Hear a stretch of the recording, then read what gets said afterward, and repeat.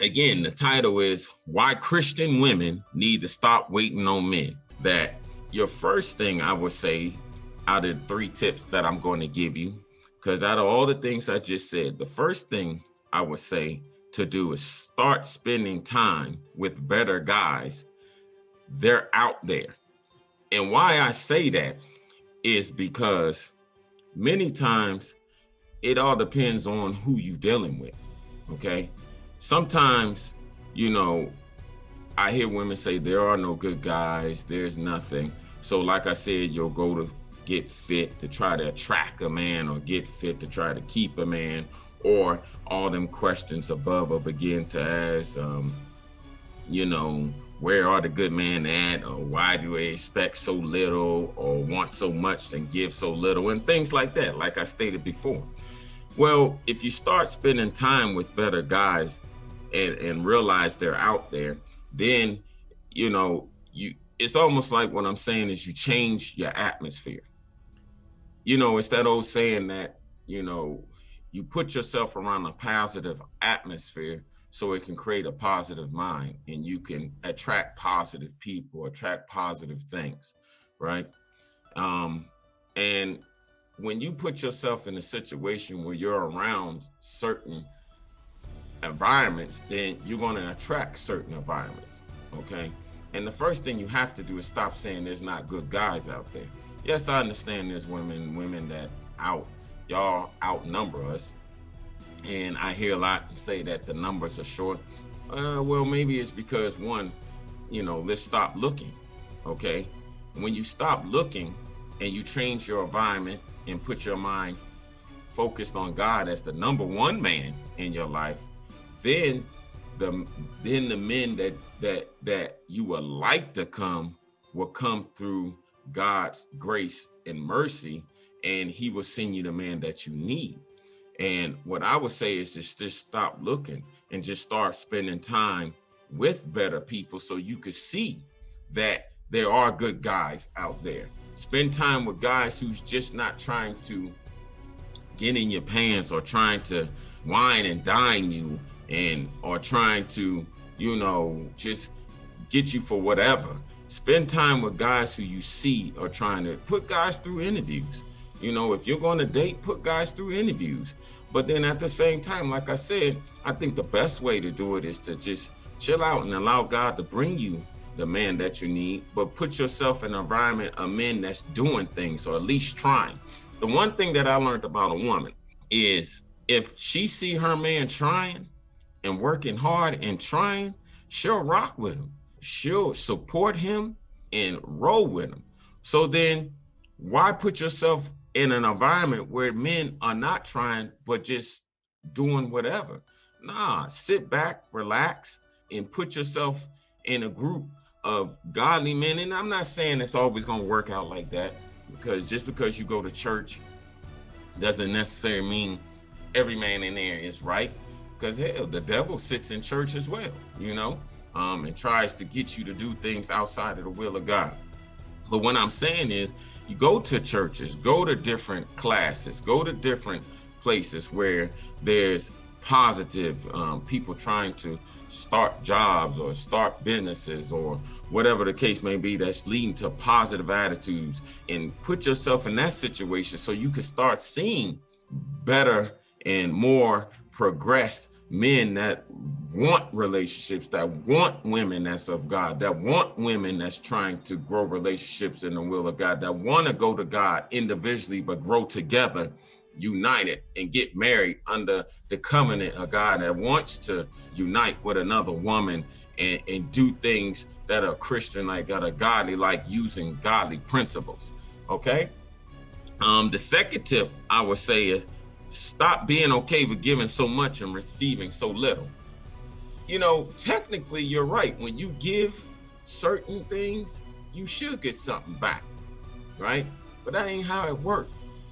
Like, for example, I said that, like I said in the beginning, most women want a relationship, want to settle down, want to, just have the basic family, kids, grow, all that good stuff, right?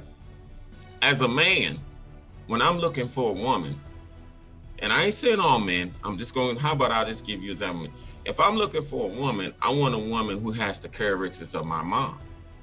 And normally my mom, she's the first lady. My father's a pastor. Yeah, I'm a PK child, a PK child. And the one thing I noticed with my mom, she was submissive but independent.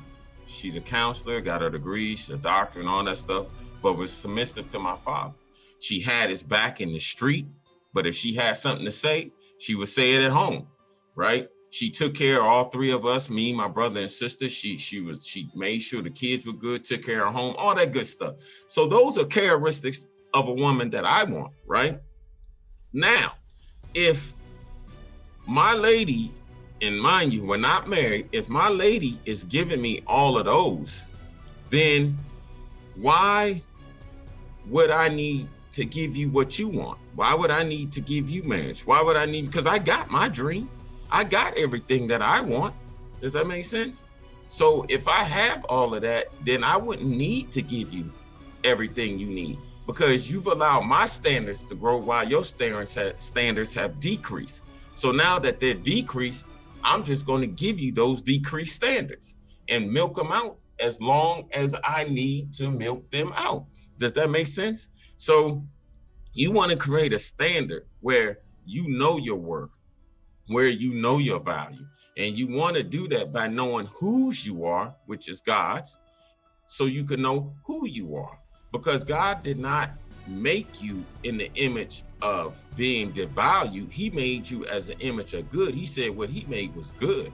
So you have to, if you don't think your worth is anything, if you don't think your value is anything, then you'll give more than what you really need just to satisfy a worldly emotion, or just to satisfy not to be alone, or whatever the case, or whatever it may be. So know your worth. And the way you know your worth is to get into that word and know whose you are. So you know that no matter what man don't love you, do love you, whatever may be, the first man that you love is God. And you know that his love is enduring and always is lasting and it's powerful. And when you know that, then you won't be given as much until you are married with the man that God sends you.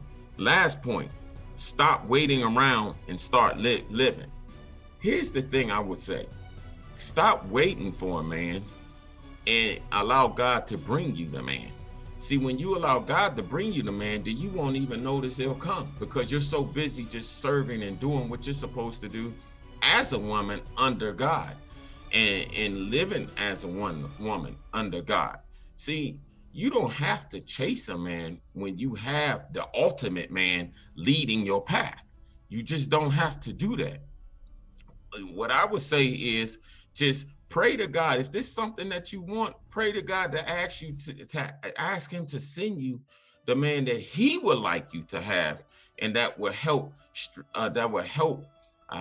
encourage you and empower you. And where you're weak at, he's strong, and where he's weak at, you're strong. You know, because we may be the heads, but you all are the necks. So you pray to God and ask God where you can have a head and you can be the neck, and you all can be united as one together under the body of Christ leading you. Okay, so you don't have to sit and chase and make yourself look desperate. You don't have to do that, because there's nothing desperate about God. Everything he do is structured, and everything he do is on time. And you just have to be willing to wait in his timing to know that his time is always perfect, and that anything that he does for you is going to be right. You just got to be having, not just believe, because we could believe and not have faith. Believe and have faith in what he's doing, and what you pray for will come to pass.